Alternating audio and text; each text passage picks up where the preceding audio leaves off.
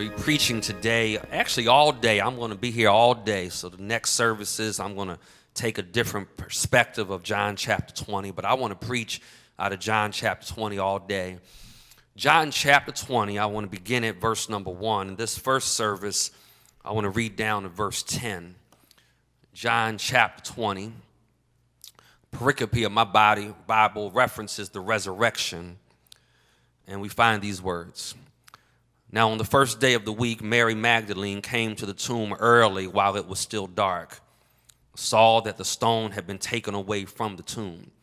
So she went and ran and went to Simon Peter and the other disciple, the one whom Jesus loved, and said to them, "They have taken the Lord out of the tomb. We do not know where they have laid him." So Peter went out with the other disciple, and they were going toward the tomb. Both of them were running together, but the other disciple outran Peter and reached the tomb first. And stooping to look in, he saw the linen cloths lying there, but he did not go in. Then Simon Peter came following him and went into the tomb. He saw the linen cloths lying there and the face cloth which had been on Jesus' head, not lying with the linen cloths, but folded up in a place by itself. Then the other disciple who had reached the tomb first also went in, and he saw and believed, for as yet they did not understand the scripture that he must rise from the dead. And then the disciples went back to their homes. Say amen if you can. You can have your seats wherever you may be. At this first service, this sunrise service, I want to preach from the subject, God is still at work. God is still at work. If you have some people worshiping in your home, tell them together, God is still at work. Matter of fact, let me give you this word real quick. If there's somebody still asleep at your house, you need to tell them, get up, because God is not done with you. And that's what I want us to hold on to, the fact that God is not done working in our lives. Most every preacher I know has preached about the finished work of Christ on the cross. As a matter of fact, when Jesus is dying, Good Friday on the 7 last sayings, we talked about this. Jesus even says, "It is finished." The Pharisees and the scribes, they had hope, watch this, that he was finished. But Jesus never says, "I am finished." He says, "It is finished." What was he talking about? The work of atonement was finished. The sacrifice for sins was finished. The plan of salvation was finished. Sin, death, hell, and the grave were finished. Everything that was necessary for man to be saved, get it in your spirit, was finished. That's why in order for us to be saved, it's not Jesus and works. Preach, pastor. It's not Jesus and baptism. It's not Jesus and ritual. It's not Jesus and anything else. It is, I'm saved by faith alone, in Christ alone. It is the finished work of Christ on the cross of Calvary. Stay close, I'm going somewhere. But this is the reality. Resurrection. Now, let me go back. I want you to get it.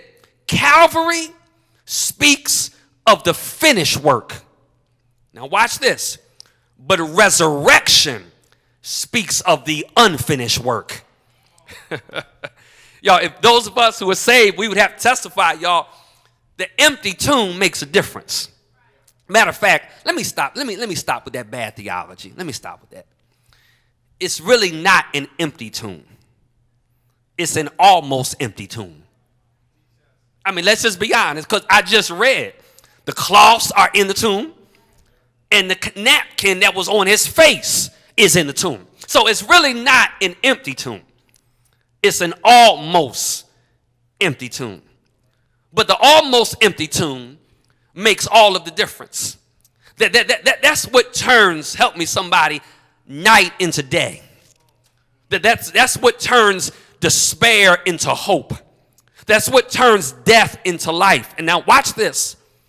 Too often we have minimized the Christian life to relating only to a crucified Christ and not also to a resurrected King. I know that's a lot. Let me say it again. Too often we have minimized the Christian life to relating only to a crucified Christ and not also to a resurrected King. That's why it's so easy. Y'all ever notice how folk can go negative so fast? We were talking about this relative to the movie last night. It's in our DNA, it's in our nature to just go negative, to see the downside, to see what's not right. And that's because we know how to relate to Christ in suffering. We know how to relate to him in crucifixion, but when Sunday comes, I'm not relating to him simply in his moment of crucifixion. I'm relating to him in a moment of resurrection. That means I don't just look at sickness, I look at health. It doesn't mean I just look at death, I look at life. It means I don't just look at things that are down, I look at things that are up, because I'm relating to Christ in a resurrected way. Let me walk you into the text real quick. I'm here. I got a theological message today. This is for my A students. Let me walk you into the text. The text is Jesus now being found no longer in the tomb. How do we get here? Joseph of Arimathea and Nicodemus, they beg Pontius Pilate to prepare the body of Jesus for burial. And in doing so, y'all, I need y'all to get this. Y'all need to get this thing in your image. When they don't find Jesus initially off the cross. When they go to take the body of Jesus and bury the body, they have to take the body off the cross. They don't have hammers. Hope y'all can handle this. You know, when you bang a nail into some wood, the opposite side of the hammer has a claw. So you can use the claw to pull the nail out. They can't pull the stakes out of the hand of Jesus. So they have to pull the hand of Jesus over the stake. They pull the hands of Jesus over the stake. His dead, lifeless body, stay close, I'm going somewhere, droops down. They catch it in a sheet. They catch it in the sheet and then pull the nails, pull his feet off the nails. And then they drape him in white linen. They fold his hands on his chest. They go over and they close his eyes. And it's customary in the Hebrew tradition. They kiss his cheek. I'm going somewhere. And they place a napkin over his face.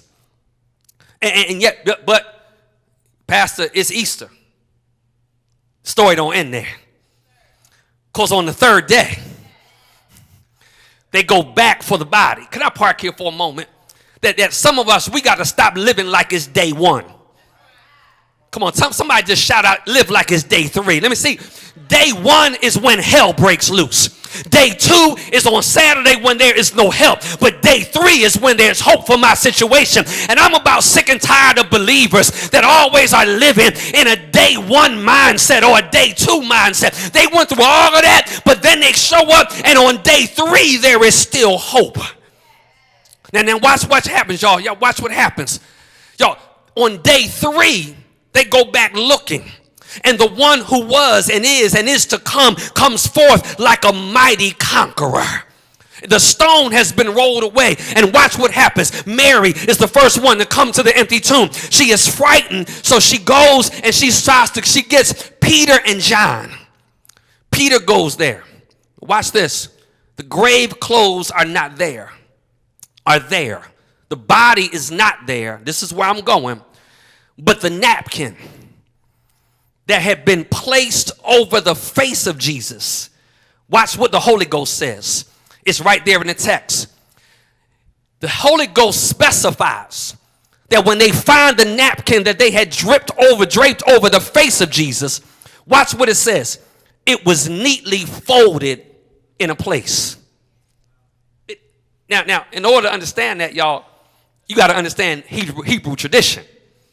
Hebrew tradition, Ray, goes back to the master-servant perspective. When the servant would set the table, and the master would begin eating. And while the master was eating, the servant would stand in the corner of the room, waiting for the master to get done eating. When the master got done eating, whether or not he was finished was dependent upon how he left his napkin. If he was done, then he would just waddle his napkin up in a ball, drop it on the table, go on about his business. And immediately the servant would come, and the servant would begin cleaning up, because he knew, watch this, that the master wasn't coming back. He knew that the master was finished. But John's gospel says that they found the napkin not waddled up, but they found the napkin, help me somebody, folded up. The moment they saw the napkin folded up, it was a reminder, help me help y'all, that God was not finished. And I don't know who I'm talking to, but I'm about to speak this over somebody's life. Can I ask y'all this question? What kind of napkin are you working with? Are you working with a napkin that's waddled up? Or are you working with a napkin that's folded up? I don't know about you, but I'm working with a napkin that's folded up, because eyes have not seen and ears have not heard, and we don't even recognize what God is still about to do.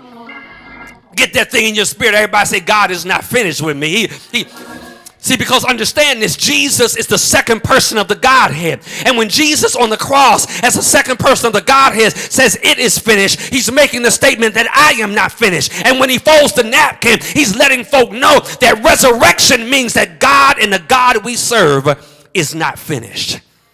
I want to park here for just a moment, y'all. And I want to tell you that God is still, come on, everybody, just put your hands on yourself and say, God is still working with me. See, resurrection, Easter Sunday, is a reminder that God is still working. Let me tell you what he's working at. Here's the first thing I want you to see in the text. Number one, y'all. Number one, the work of redemption. Everybody shout redemption. I don't know about you. I'm grateful that God is still saving folk. And there's some folk I know it's early on a Sunday morning, and I know we probably have mostly believers that are watching, but I'm here to decree and declare that there's still some folk that's watching right now that don't have a relationship with Jesus, and maybe you're not as excited as I am, but I'm thankful to God that he let me live long enough that I could come into a relationship with him. We all have the same testimony.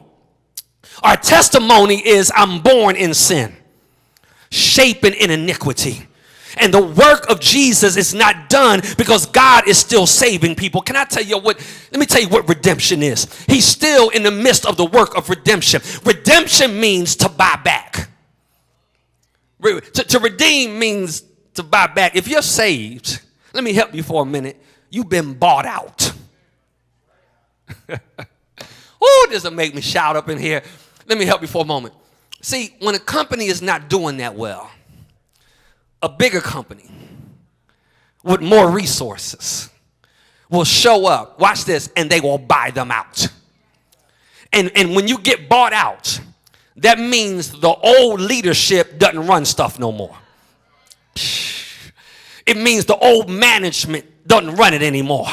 Boy, I'm about to shout on Easter Sunday. I don't know about you, but I'm glad when Jesus saw how raggedy I was running my company. Because whether or not you realize that your home is your company, your family is your company, the way you manage your career is your company, the way you love people is your company. And Jesus took a look at my life and said, man, you ain't running that company so good. I'm going to show up and I'm going to buy you out. And when I buy you out, I'm going to take control. I'm going to run the show. Is there anybody grateful to God that my salvation could not be negotiated? It could not be deserved. It could not be controlled. It could not be produced. It could not be acquired. We are here because God bought us out.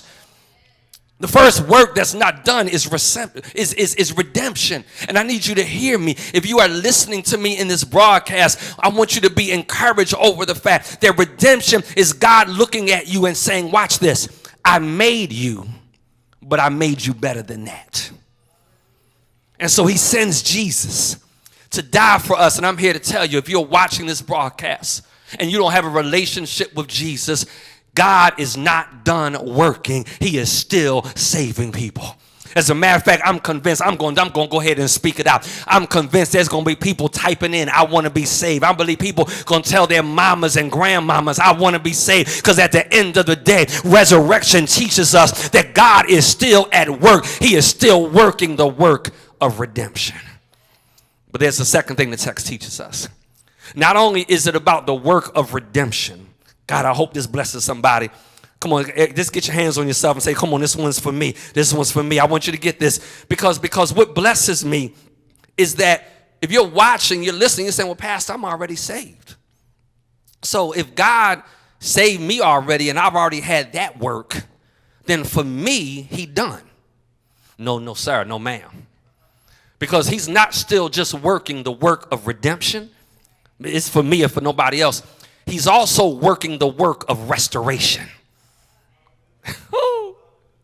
Thank you, Jesus. Because for folk that are not saved, come on, let me come get y'all. For folk that are not saved, you need to be redeemed. But folk that are saved, y'all not paying attention, needs to be restored. Can I pull y'all into the text? When you go into the text, y'all, there's a shift of dialogue. Mary goes in to the tomb. She gets to the tomb. And she immediately runs away. And when she runs away, the first person you need to get that she encounters is Simon Peter. Now, you watch the shift. Verse 2, Simon Peter.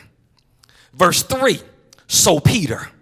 Verse 4, both of them were running, and the disciple outran Peter. Verse 6, then Simon Peter. Then it modifies with he. He saw the linen cloths lying there. Over and over again, there's this emphasis on Simon Peter. Why? The emphasis is on Simon Peter because before Jesus dies, he denies Jesus 3 times. Matter of fact, Jesus says, boy, for the cock get the crowing good, you're going to deny me. Boy, this should help somebody. And he says, man, I would never die. Lord, I'd die for you. I wouldn't give you up like that. And 3 times he denies Jesus. Can I tell you what you ought to be shouting about? Because the moment we recognize that Jesus is resurrected, he comes not just looking for folk that don't know him. Oh, God. He comes looking for folk that knew him and messed up. And maybe I'm just preaching to James Gale here, but all of us have some moments in life where I need God to restore me. Come on, be honest. Have you ever had a moment in your life? Now, I'm not talking about before you got saved. I'm talking about since you've been saved. Have you ever had a moment in your life where you're like, God, let me help y'all for a moment. This is the same Peter. Please get this. This is the same Peter that makes this declaration. Thou art the Christ, the Son of the living God. Y'all didn't catch it. This is the same Peter that Jesus says, thou art Peter, thou art the rock, and on this rock I will build my church. And y'all didn't catch it yet. Can I tell you where I'm going? You can have the right theology and still need to make an apology. You can have the right, y'all didn't catch it. Let me say it one more time. You can have the right theology. Can I talk to folk that can be so super spiritual and super saved that you act like you can never mess up? Baby, you better be real with this thing. 2 of the greatest men in the New Testament needed restoration. You don't believe me? Paul was like, look, man, I got to watch myself. Because if I'm not careful, I'll be a castaway. I'll be like somebody that God was using and then God needs to shelf. If Peter and Paul struggle, what about us? I feel the Lord tugging on me for a moment. Can I say something for a moment? You're out there listening and you've been shelved because of a mistake. Where God is not using you like he was because of something you said or did. I'm here to speak life on this Resurrection Sunday, that God is still in the business of restoring people that are already saved, but God is ready to use you again. And I'm here to tell somebody, if you feel like, and we got to get to let me park here for just a moment. We got to stop acting like God can't use folk who make mistakes. Preach, Pastor. Can we be honest? If that's all he has available to him. So the folk who act like, I I don't have no struggles. I don't ever need. Matter of fact, let me just say this. If you don't apologize from time to time, something wrong with you. Because we all going to have a moment where I've got the right, y'all, I'm going to say it one more time so you get it in your spirit, where I've got the right theology, but I have a hard time living that thing out. Because let me help you understand something. You don't need a whole lot of theology to get saved. If that was the case, you need a master's in divinity degree. You need to know Hebrew, Greek, and Aramaic. You don't need no whole bunch of theology to get saved. All you need to know about to get saved is you need saving and Jesus saves. That's all you need. The problem in life is after I get saved. After I get saved, I need some new theology. I need some theology to help me say no to some stuff. I need some theology to keep me straight when I'm crooked. I need some theology to correct me in the midst of my need of being all messed up. God is teaching us on this Resurrection Sunday that the work of restoration is not over. But there's a third thing I want to remind us of. It's not just the work of redemption. God is still, everybody say God is still at work. God is still at work. And matter of fact, can I throw this in for free, y'all? After Jesus restores Peter, right at the day of Pentecost, he goes out and preaches, and like 3,000 people get saved. That blows my mind. 3,000 people get saved on the sermon of a guy that the last time he talked in public said he didn't know Jesus. Shoo.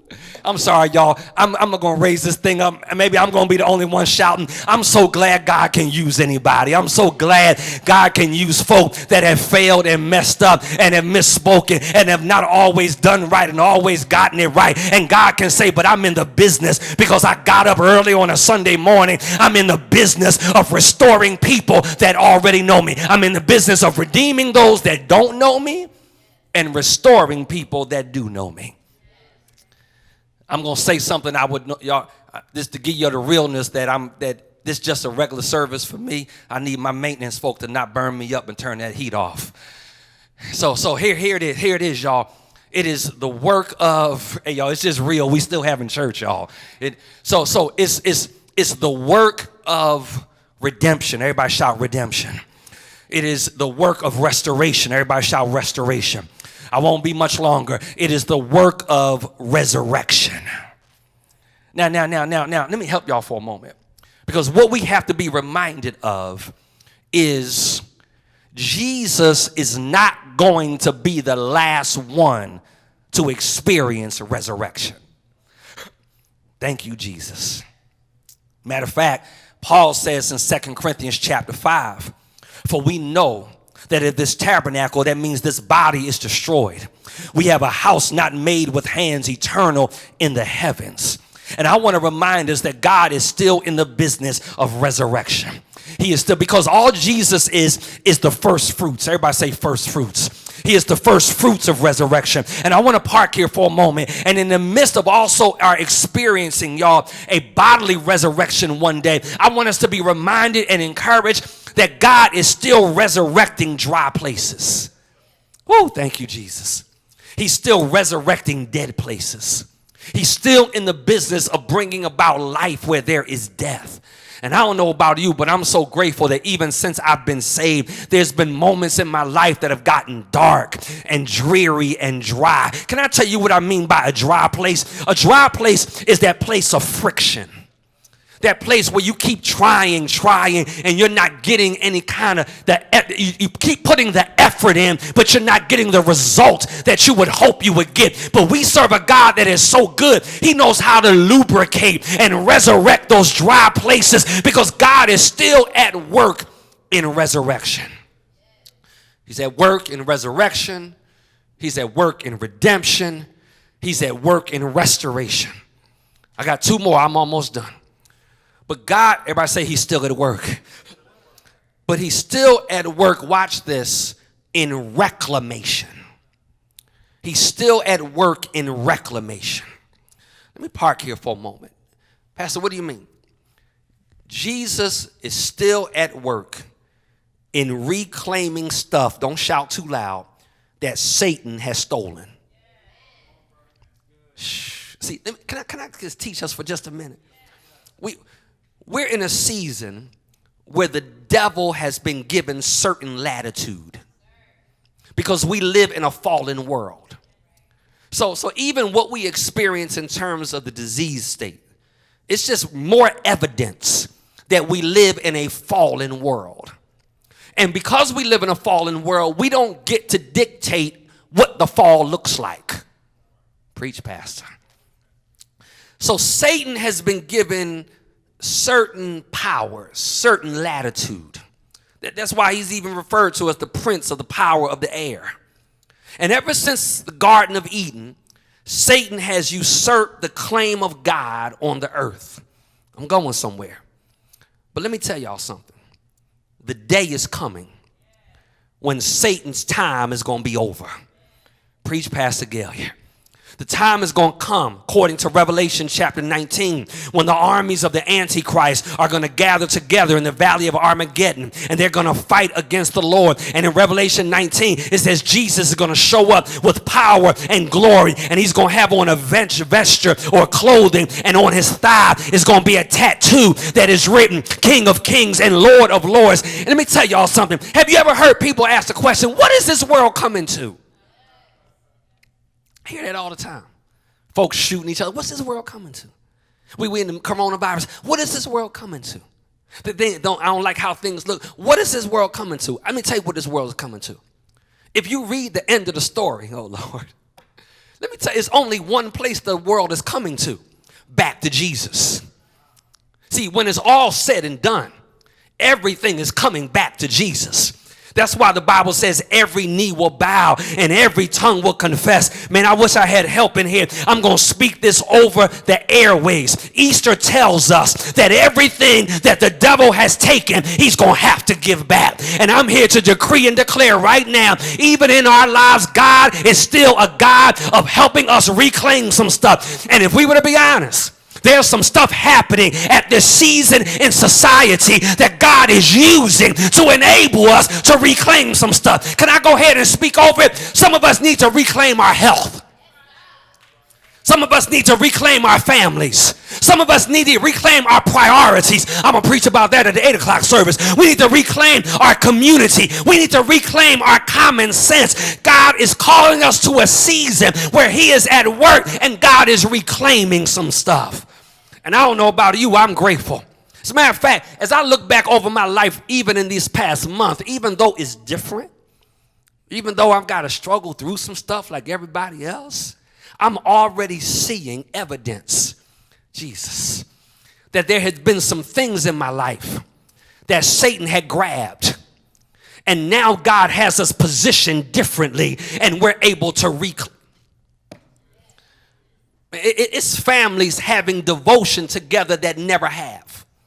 Y'all not talking to me. It's folk recognizing that my value is not in always being in the street. Can I park here for just a moment and speak that out in the room? Because some of us feel like my life is not good unless I'm going here and I'm going there, unless I'm with this group and that group. God is in a season of reclamation. He is in a season of enabling us to reclaim our families. He's reclaiming some of our boys. He's reclaiming some of our daughters. He's reclaiming some of our relationships. I hear you, Holy Ghost. He's reclaiming some marriages. He's saving some folk from divorce court. He's saving some folk from bankruptcy. He's saving some folk from making bad choices. I wish I had somebody that knew the value of God reclaim. Is there anybody here ready for God to do a work of reclaiming? I'm going to put the devil on notice. Everything that you have stolen from the people of God, I decree and declare that God in Jesus is coming back for it. Come on, tell somebody in your house, I'm reclaiming some stuff. I'm reclaiming family time. I'm reclaiming a workout regiment. I'm reclaiming a better way of handling my money. I'm reclaiming some stuff. God is not done working. He is still in the midst of reclamation. I'm done. Here's the last thing. Everybody say God is still at work. God is still at work reclaiming. God is still at work resurrecting. God is still at work restoring. and God is still at work redeeming. Let me give you one more. But God is still at work with rejoicing. Check this out. When you read other accounts of the gospel of this Easter Sunday morning, the Bible says in other gospels that they left the cemetery with joy. Wow. They left the cemetery with joy. I'm here to speak over somebody's life. See, you can't go through this, anything that you're going through, and keep a sour face long. I'm not saying be fake. I'm not saying don't act like it hurts when it hurts. I'm not talking about don't act like you're fearful when you're not, when you are. I'm not talking about, being fake. I am talking about recognizing that when it's all said and done, I'm going to let the devil know, and my friends for that matter, that when I leave this place, y'all didn't catch it. What place? When they left the cemetery. When I leave this place, I'm going to leave this place, Alethea, with a shout. And I'm here to let the devil know, when I leave the hospital, I'm going to leave it with a shout. When I leave the unemployment line, I'm going to leave it with a shout. When I leave this moment of struggle and desperation, I'm going to leave it with a shout.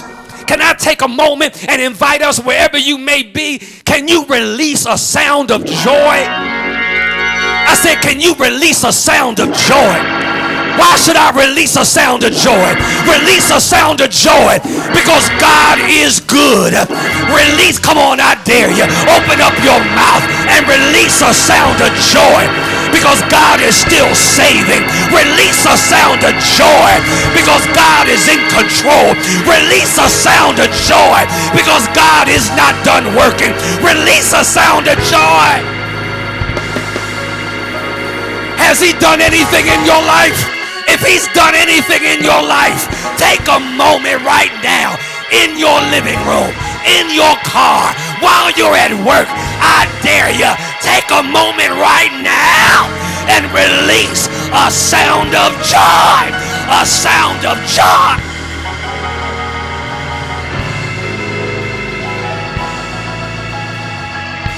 Why y'all shouting in the midst of coronavirus? Because I serve a God in Jesus that is Lord of all and King of all. And even in this, God is at work. Throw your head back. Say, even in this, God is at work. Put your hands on yourself. Even in this, God is at work. Oh, God. Text teaches us that even in this, that's what resurrection is. That's Easter Sunday. Resurrection is evidence that God is at work. Here it is, here it is. Make up in your mind. Ask your neighbor, what kind of napkin you working with? See, some of y'all have balled it up and given up. God is like, no, I'm not done working. You better fold that napkin up. Keep it in place. Because I'll be back. Because I'm not finished. And that's what I want to speak over our lives. That God is not done working. He's not done working in your marriage. He's not done working with your children. He's not done working in your career. He's not done working in your health. I wish you'd get this in your spirit. He's not done working in your finances. He's not done working in your wisdom. He's not done working in your life. He's not done working in your family. He's not done working. He is not done. God is not finished working.